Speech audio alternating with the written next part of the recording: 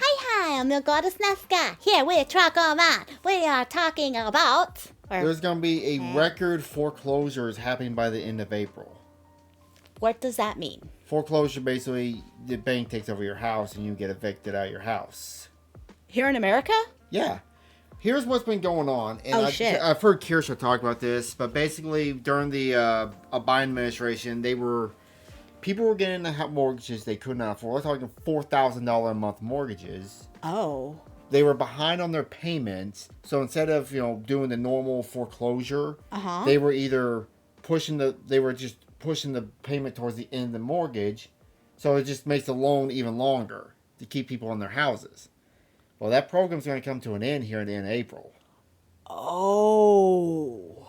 So, I am doing a brief summary of it. There's more into it than just that. Seriously. That the housing market in 2025 could face record-breaking foreclosures and an even deeper affordability crisis. Sounds shocking, right? Well, here's the deal. This isn't just speculation. It's the culmination of rising mortgage rates, policy shifts, and mounting economic pressure. Donald Trump's return to the presidency could shake the U.S. housing market to its core. With his aggressive deregulation plans, potential privatization of mortgage giants like Fannie Mae and Freddie Mac, and a possible rollback of foreclosure protections, it's no wonder so many Americans are worried about what comes next. But here's the real question. What does this mean? Also, there's another thing. So, basically, our stay in the Biden administration and now our shift to Trump's administration, there's just so much change and friction that it's just gonna be causing a lot of issues. Also, another problem is the reason why mortgage rates have shot up and the reason why the housing prices have shot for years is totally. Oh, wow. I've had problems. I'm sorry to hear that. But basically, the reason why housing prices shot up so much in the last 5 years is because people were getting in and buying houses and they were just overlooking qualifications. They weren't checking anything. I think it was like FHA loans. Like there's like a high percentage of people like their debt to income ratio was like way too high for a house that they own. And that's the other problem why the houses are going up so high is because no one's getting foreclosed on, so there's no houses on market. And now we're starting to see the problems arise. I can see what in Canada we still have a housing crisis, and even through Trudeau brought thousands of foreign workers from the Middle East, it's still not enough to fix the birth weight to worker replacement crisis. Yeah, there's man, I'll say this, Trump is trying, but yeah. I've noticed it too. Like, not even just with housing, but with apartments. Yeah, how much your mother's apartment went up from the time they moved in the last 2 years? It went from like $800 to almost $1,100. And just okay. So back in, what was it? 2000, was it 16? 15 when we lived in our old apartment. Yeah, when we lived in our second apartment. Yeah. That was just a 1-bedroom, 1-bath, nice small little apartment, not in a fancy area at all. The rent for that was only $550. $510 a month. $510? I remember exactly. It was $510 a month. Are you sure it wasn't? It turned to $510 pet deposit. Even with pet deposit, it was like $510 a month. Oh wow!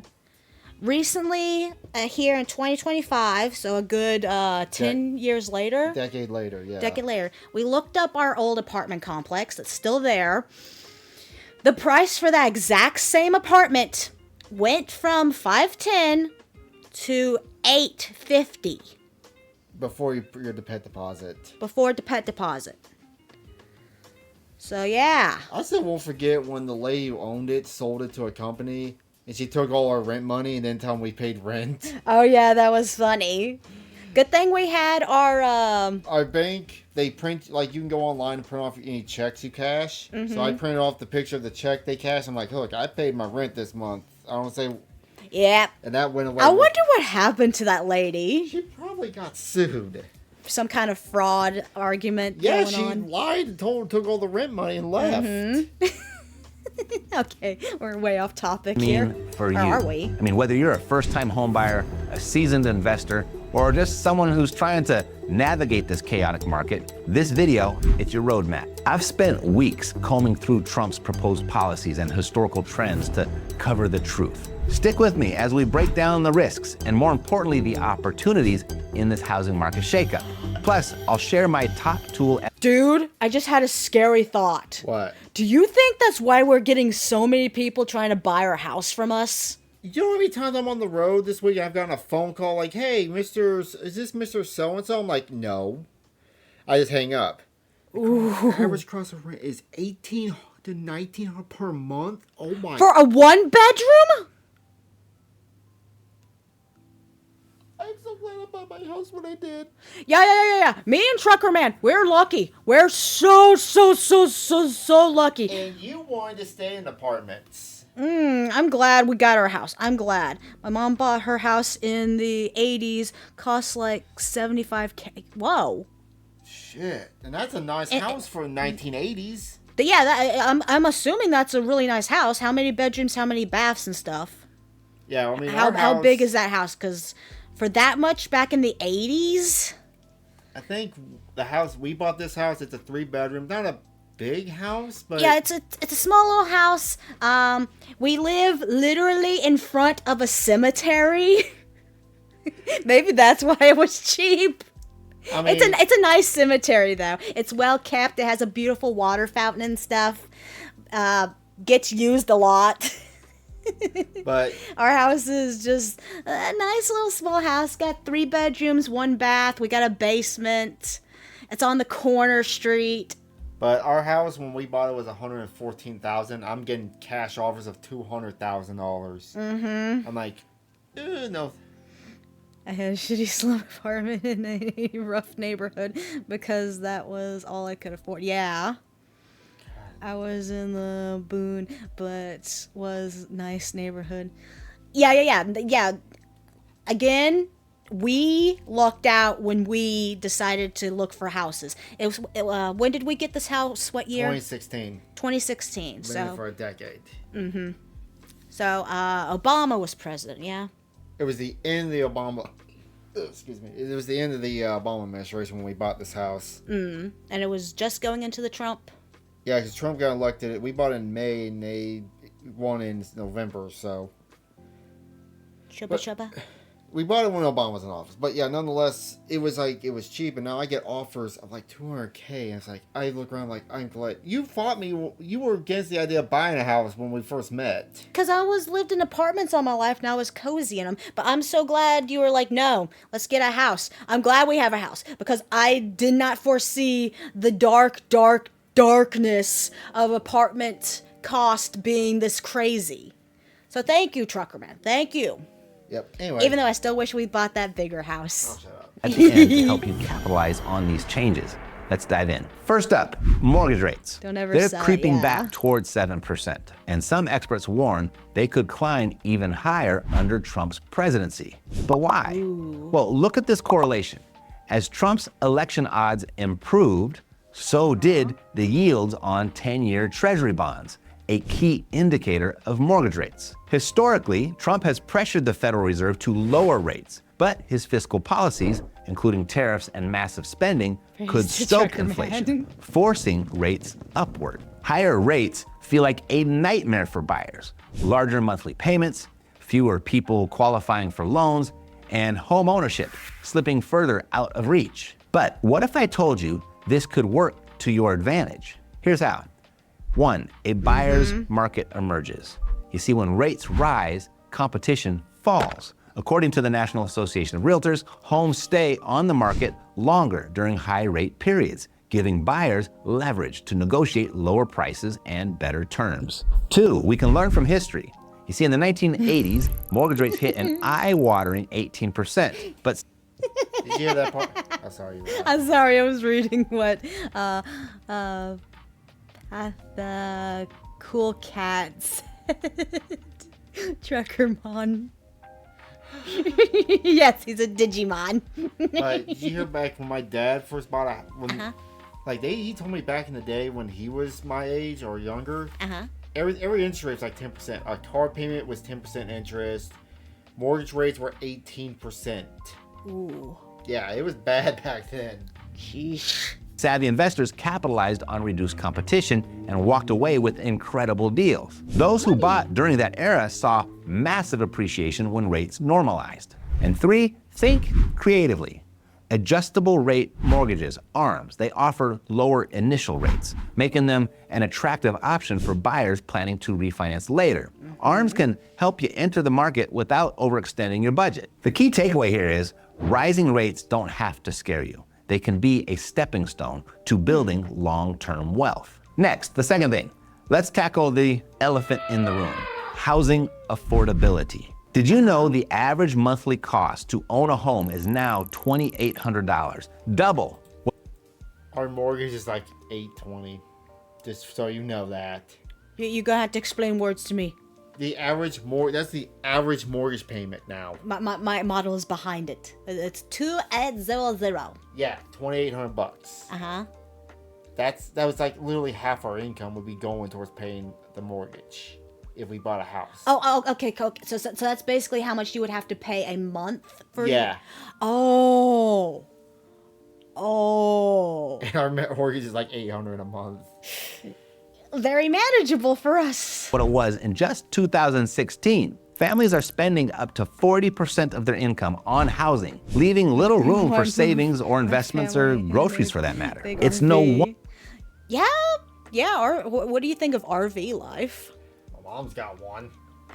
But that also helps her because she's a traveling nurse, right? She hasn't been able to work for the last 6 months because of her back. Oh, yeah. Ugh. There were rent and mortgage laws in Canada where a landlord could not overprice a raise rent the average wage, but housing competitions lobbied the Canadian government. And yeah. Ugh. Well, also I think in Kansas City in particular, because I know this every time they build a new apartment duplex. If it's like a luxury apartment by law, if they get their permit, they have to have a 10% rent controlled. 10% of the apartments have to be rent controlled. Got those law abolished or removed back in 70s, 80s.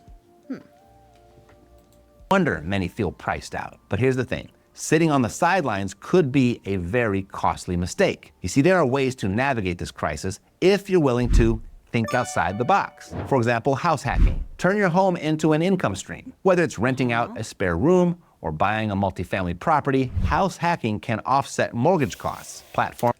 No. That would be hard for us, especially since there's only one bathroom. If this was a 3-bedroom, 2-bathroom house, maybe. Move to a smaller state like Maryland. Maryland. Every time I keep telling you when I go out to Waukee, I'm like, I want to buy a house out here. Let's move out here, out in the middle of the Great Plains of Kansas. Don't you want to live out there, out in the middle of nowhere, like Cur's the Cowardly Dog? And then we get all the weird shit happens. Return the slab. But that's kind of one weird dream I have if it ever did happen. Move all the way out in western Kansas. Could we get Starlink? That's how we could do this out there. The spook. I don't know. Platforms like Airbnb make this easier than ever. And if you don't like that one, I understand. Try number 2. Explore secondary markets. See, major cities might feel unattainable, but emerging markets, think Boise, Idaho, or Charlotte, North Carolina, offer affordability and growth potential. Investing in these areas could yield substantial returns as they develop. Kansas. And 3, creative financing. Consider alternatives like seller financing or subject to agreements. Subscribe to the channel, that's what we do here. These options, they can help bypass traditional lenders and secure deals in high-cost environments. Remember, affordability is a challenge, but it's not a roadblock. The right strategy can turn obstacles into opportunities. All right, third. I think the hardest part would be having to move. Especially if it's the state that's the issue. You can't find anything in your budget. Because not only would you have to leave like friends and family from the state, you'd have to find a new job also. That would also be an issue. Just play the lottery. live off the grid. Yeah, go live off the grid. Maybe you'll get abducted and adopted by aliens. We can buy a ranch. I buy you a small cow. We make them big. No, sell you 'em. don't. We don't sell any of the cow. Buy more cows. Make them big. Sell No, them. stop selling my cows. They're my babies. Don't name them because you might. No, don't hurt the cows. Thing, and this is where it gets a little intense. You see, under the Biden administration, foreclosure protections like forbearance and loan This is the part I modifications. want to get to. Sorry, this is the part I wanted to get to. Okay. Sorry. Okay, I'm listening. I'm shutting This up. is where it gets a little intense. You see, under the Biden administration, foreclosure protections like forbearance and loan modifications kept thousands of homeowners afloat. But Trump's hands-off approach to the mortgage market could reverse these policies, leading to a surge in foreclosures. Data already shows that early stage delinquencies for 2024 loans are the highest since 2008. If protections are rolled back, it could trigger a wave of distressed properties hitting the market. But before you panic, consider this. Foreclosures can present massive opportunities for buyers and investors. The first way, discounted properties. Foreclosed homes typically sell for 28% below market value, according to RealtyTrack. For buyers, this means instant equity gains. 2, win-win scenarios. Pre-foreclosure sales allow buyers to negotiate directly with struggling homeowners, offering them a way out while securing favorable deals. And in just a minute, I'll share with you my top tool that I use to find these types of properties. And 3, long-term gains. You see, during the Great Recession, investors who scooped up foreclosures saw significant appreciation as the market recovered. History has shown us time and again, downturns are where wealth is built. Navigating the foreclosure market, it requires due diligence, but with the right approach, it's a golden opportunity to buy undervalued assets. Finally, let's talk about this. Let's talk about deregulation, a cornerstone of Trump's agenda. One of the most polarizing proposals? Yeah, privatizing Fannie Mae and Freddie Mac, which, For those you don't know, Fannie Mae and Freddie Mac, they're a government-owned entity Industry. that takes over mortgages. Basically, they own the rights to your mortgage. Basically, every time you buy someone a loan, the bank that lends you the money owns that property till you pay it off. For instance, the car loan is rent. I bought it from Ford. Ford still owns the title to my car till I pay it off. Same thing with a deed on a house. Doesn't the bank own our deed? But they turn around and they sell it to Freddie Mae or Fannie Mac. But those are owned by the government. So the government is technically owning houses till you pay them off. Why is the government involved in this? I don't know. Do we need to be worried about our housey? As long as I keep making payments on it. I actually try to pay a little extra on the mortgage, on the principal every month. So I pay it off a little quicker. The part about housing is interesting. Oof. Reminds me of house flipping shows, but when you think about it, completely fluke. Yeah. back half of all U.S. mortgages. If this happens, borrowing standards could tighten, making it harder for some buyers to get approved. But here's the flip side. Private investors could introduce innovative lending products tailored to niche markets, opening new doors for creative financing. So what's the overall bottom line here? Yes, Trump's 2025 housing agenda comes with risks, rising rates, affordability challenges, and potential foreclosures, but it also offers unprecedented opportunities for those who stay informed and act strategically. Whether it's leveraging higher rates to negotiate better deals, finding creative ways. So it's a double-edged sword, ultimately. It always has been. Always has been. I think that meme of the astronaut. Yeah.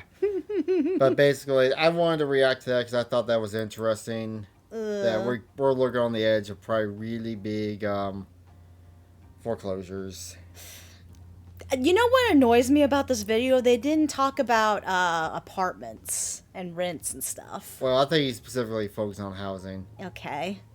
Oh, in Canada, a lot of housing.